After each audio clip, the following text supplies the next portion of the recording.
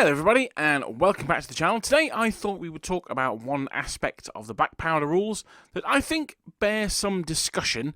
Now, they are used quite extensively in the Napoleonic period. They're possibly used a little bit more perhaps in other black powder periods. I'm thinking maybe the Indian Wars or perhaps the Egyptian Revolt, maybe.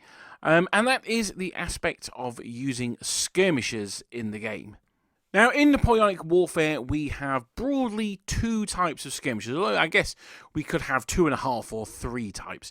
The third type that I'm not really going to dwell too much on today would be the cavalry skirmisher. Now, this would tend to be something like a Cossack, obviously, or a Krakau's, a Polish unit of horsemen there.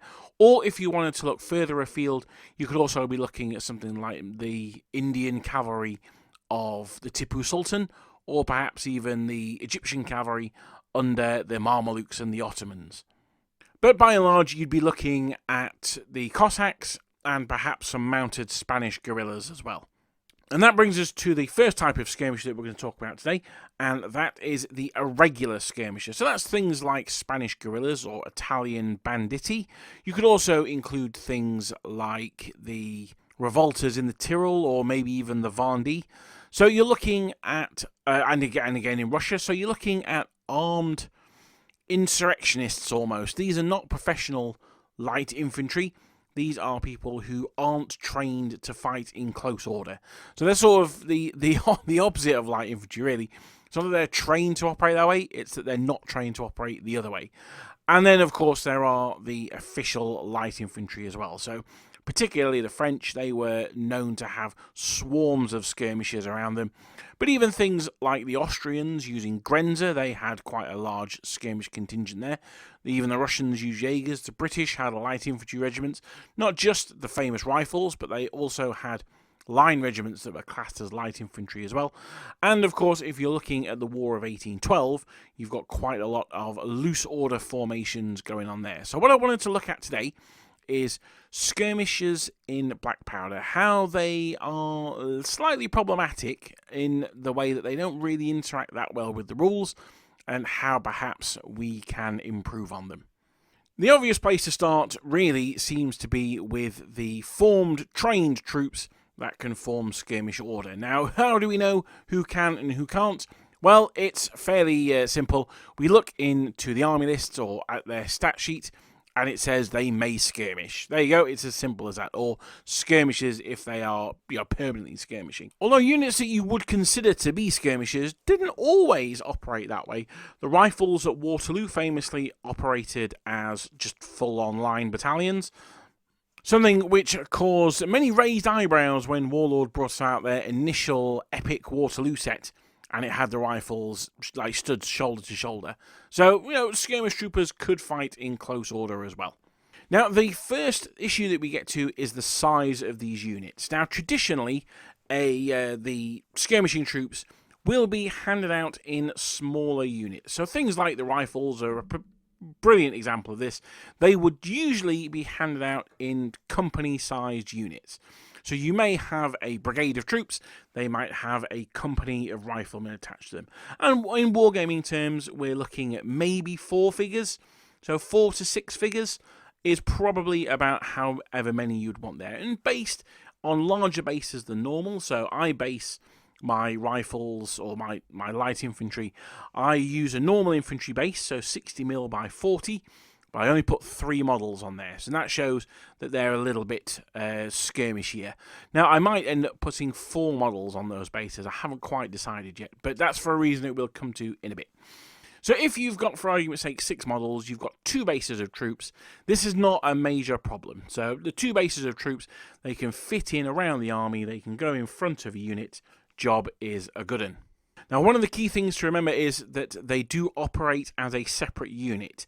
there'll be a small or a tiny unit, and they operate, you can run them around on their own as long as you're happy to pay the command penalty for them, and they can get up to all sorts of shenanigans. And that's all well and good, they're just treated like a normal battalion.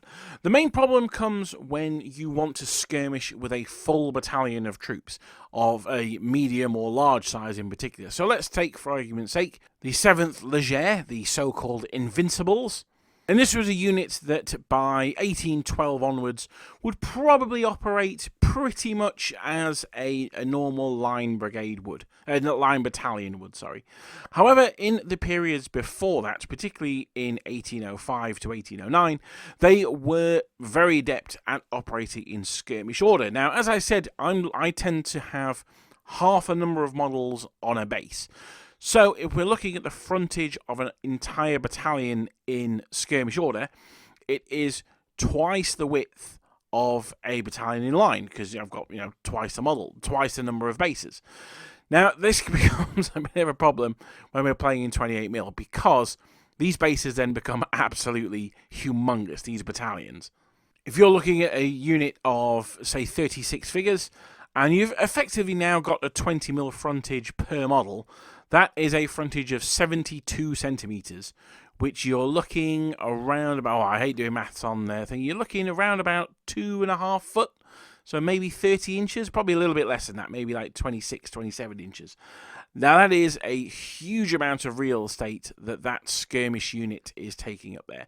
And realistically, it makes them very weak, because they're then difficult to manoeuvre, and it means that the enemy can get into them very easily. It also makes it a bit silly that the cavalry can charge one end, and suddenly the battalion at the other end, which if you were to have a ground scale would be about 3 miles away, notices this and they form square. I guess they could do it on bugle calls and whatever, but even so, it seems a little bit silly to me.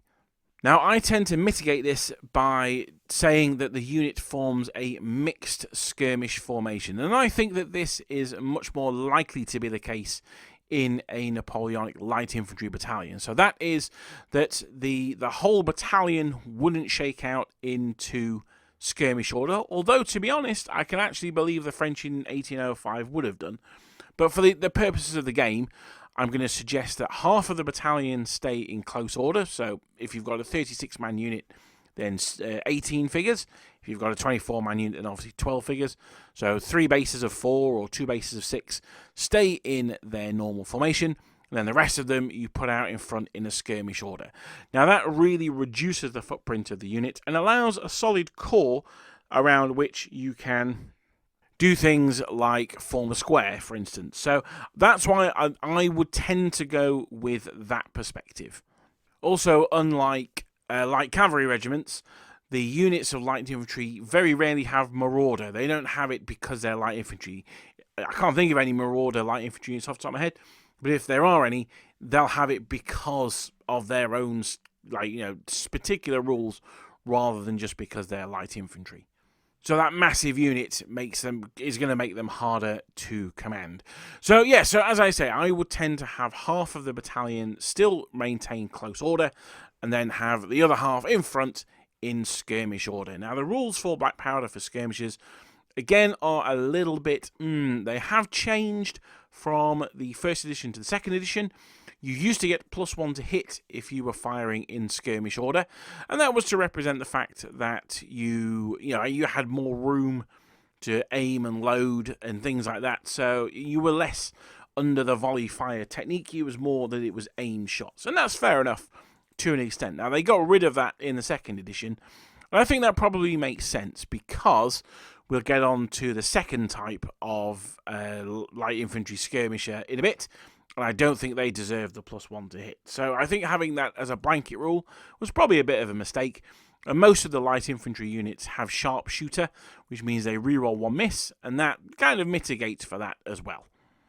The one thing that they have kept, and this is fairly universal in pretty much any set of rules, is that they are more difficult to be hit. They are -1 to be hit.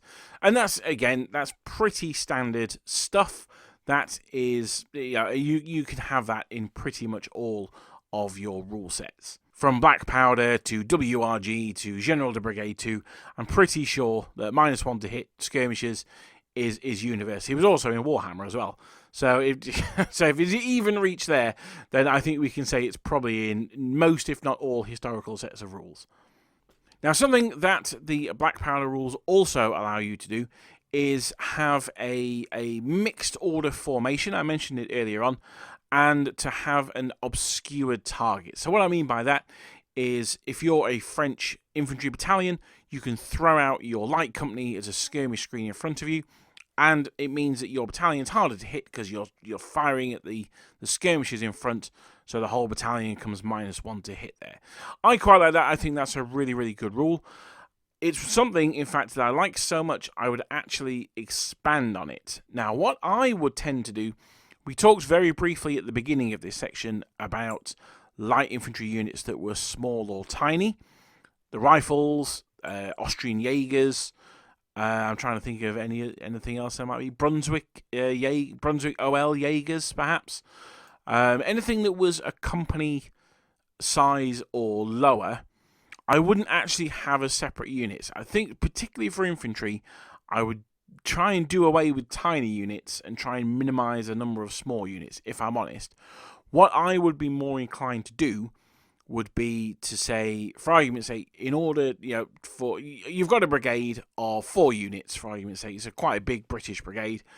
You've got 4 units in there, and to add a company of riflemen is 20 points per unit. I don't know, I'm just like making up a number there.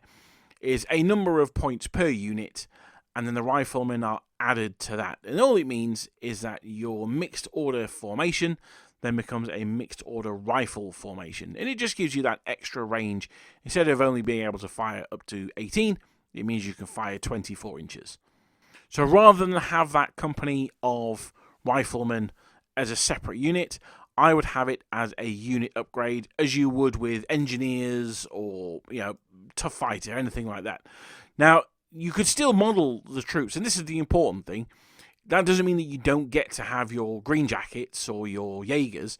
It just means that instead of running around on their own, they run around as part of the unit. Now, one of the units that I keep telling myself I'm going to make one day is the South Essex, and I really need to get around to doing them with the light company made up of green jackets, or some green jackets and some regular light company, because they're mixed in sharp for some reason. But I think that's the best way of having them on the tabletop. So you either have them as their own battalion, or you attach them to a unit. Because the problem is you end up with loads of little units running around, and they're just a bit of a pain in the arse, to be honest. If you were concerned about, for argument's sake, you want your riflemen to stay behind and perhaps garrison a building or some woods or something like this while the battalion moves off, then I think that's absolutely fine. You could just remove the green jacket bases from in front of the battalion and just leave them in the terrain as the unit marches on. And incidentally, I think you should be able to do that with light infantry companies as well, although you would then have to keep a record of who's done that, so they can't use their mixed order formation, and so they would lose the point of shooting and the point of combat as well. In fact, speaking of which, I said earlier on that you just the points mean that you just replace your muskets with rifles. I think that's probably a little not quite enough. I think you should probably add an extra shooting dice for a long range with rifles and give that sharpshooter as well. The balancing issue of this, though, is that would give the British a mighty 4 shots, 5 if they were using first fire. So that would be a little bit much. I would say that you can't use that extra dice if you are using your first fire. So you'd use one or the other, basically. Either 2 shots from the skirmishers or the full 4 shots from the battalion firing. Similarly with Austrians, you could add the Jaegers to the battalions. The Austrians are very different because they didn't have intrinsic light companies in their battalions. Apart from the Grenzer should just operate as they are now. They're a mixed order unit. You've got 24 of them. 12 of them are in a block. 12 of them are skirmishing. No problem there. But the line battalions or the grenadier battalions, they didn't have any light companies. So their Jaegers would be attached to the company. That would give to the battalion, and that would give them the mixed order rifle formation ability. You could limit that to, one battalion per brigade, or something like that. You could certainly limit that, or just increase the points cost to make sure they didn't happen for every single battalion. Because the Austrian light infantry they didn't use them that much. They tended to have the Grenzer that they used in the light infantry role. So Jaegers were used, but I would limit them more than, say, the British Rifles. So there was a bit of rambling there. I'm basically going to say what my recommendation is if you are using formally trained light infantry. If it's a company strength or less, I probably would remove it as a separate unit in your games. Just attach it to an infantry battalion, pay the points, have the models on the table to remind you who's got it. Job's a good one. And even if you want to put an entire battalion in skirmish order, and I probably wouldn't, just because it takes up so much real estate, I would keep half of the unit in close order and then put out half the unit in skirmish order, as opposed to just the one base that you might do normally. So that's the easy one out the way, the formally trained troops. Now we get into irregulars. Now this is something I've been thinking about a lot recently, because I'm putting ideas in place for an 1809 book. If you would be interested in helping me out with that, please let me know in the comments, or send me an email. If you send me an email, then let me know in the comments you sent me an email. And that is the Napoleonic Wargamer, all lowercase, at gmail.com. Like I say, I'm trying to put together an 1809 book, which covers the Danube campaign, the Bavarians fighting in the Tyrol, and all that good stuff. So that's what I'm looking at doing at the moment. But anyway, so I've been thinking about how to represent these irregular troops on the tabletop. And as I say, it's not just the Tyrol Revolt. You can also look at the Vendée and the Spanish guerrillas. Other two obvious examples, something like the banditti that fought the French, harried them after the Battle of Maida. You could also roll into that as well. Now, the first thing that I guess the question that should be asked is this really something that you need in a massed battle game? Now, you could say no. You could just have them in skirmish games. A bit of Lord of the Sharp, so everyone's running around on their own. No problem at all. You don't need to worry about formations. You don't need to worry about taking up too much ground. Jobs are good and you're all sorted. That's true.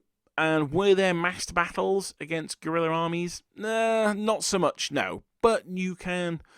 they did take part in large battles. So the Battle of Talavera, famously the flank was held by Spanish guerrillas. And if you really wanted to do something different, as I say, something like the Vendée Uprising, you've got, pretty big battles going on. I mean, I'm not talking like Austerlitz size or Borodina or anything, but, a few thousand troops per side. So not battles to be sniffed at.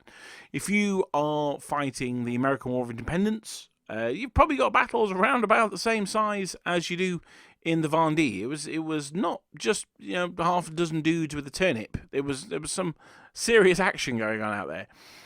Now, there's two ways that we can approach this. The first one is the one that I'm not going to recommend, and that is to use them as skirmishers.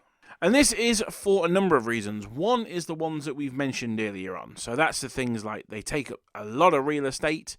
They receive the -1 to hit for being an obscure target, which we'll come back to. I don't necessarily mind that. They used to get the +1 to hit. They don't get that anymore. But the main problem is going to be is they shouldn't really necessarily be a shooting faction. The Tyrol, maybe. You could certainly give them rifles because they were made up of huntsmen and mountain men. So definitely they've got some shooting. But the majority of their fighting should really be in close combat. That's where these low-skilled, lesser trained, I should say, troops can really come into their own. It's their ferocity in close combat. Now, luckily for us, Black Powder has a formation to suit this. Remember, it covers a huge period from really, you're looking kind of the 7 Years' War, the start of the 18th century, right through to, I think it can be used up to 1914, but officially up to sort of 1879, 1880, something like that. And that is the warband formation. Now, as with pretty much everything that's going wrong in my hobby at the moment, I am blaming Martin from Seventh Son for this, because the great thing about the warband is that it doesn't really have a formation. It's just like a big rectangle. So for argument's sake, if your unit is going to be 24 models, then you want them 6x4. So you want it 120 millimeters wide by 80 millimeters deep. That's the size of your base.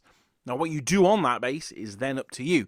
And one of the really good things about having these light infantry forces is that you don't necessarily have to cram it with dudes marching. You could have, for argument's sake, say you wanted to do a base of Spanish guerrillas. How cool would it be to have them in amongst like some rocks and things like that, firing at the enemy? Or, you know, maybe you could even have like a little building with them firing out things like that. So you can make a small diorama out of your unit there.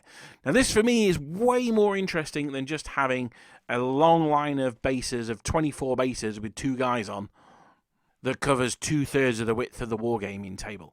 So this is why I think warbands are absolutely the way to go for using irregular light infantry. Now, there are no rules for mounted warbands. That's a bit more of a Hail Caesar type thing, but you can basically just do the same thing. You can apply the same principles, but just have horses instead of dudes on foot. You've still got an area on the base that you would measure to, so you would have, say, a commander. For instance, if you are using the Piano Miniatures Tyrrell models, there's a really nice priest who's like throwing his hand up in the air with a cross in. If you haven't got an obvious leader model, he'll do. You can measure ranges to and from him, and your formation is warband. You don't need to worry about whether you're in line or whether you're in column or anything like that. It doesn't matter. You are in warband. Now, one of the downsides of this is it makes you very vulnerable to cavalry. If you are in warband, you can't form square. I don't see anything wrong with that. I think that if you are even today, if you are wanting to control a disorganized mob of people, guys on horses, absolutely the way to do it. As anyone who's ever been to a football match will know, or seen the before or after of a football game, policemen on horses, not an uncommon sight. And certainly if you were a Vendée peasant and suddenly a bunch of French dragoons were charging towards you, then your life expectancy is going to be pretty short, I would have thought. However, there is one change I would make to a warband. Particularly, I'm thinking of things like the guerrillas, and that would be to keep the -1 to hit for being in skirmish order. And that's because they famously used the terrain to hide behind. They would hide behind rocks or use buildings or whatever and snipe at the enemy.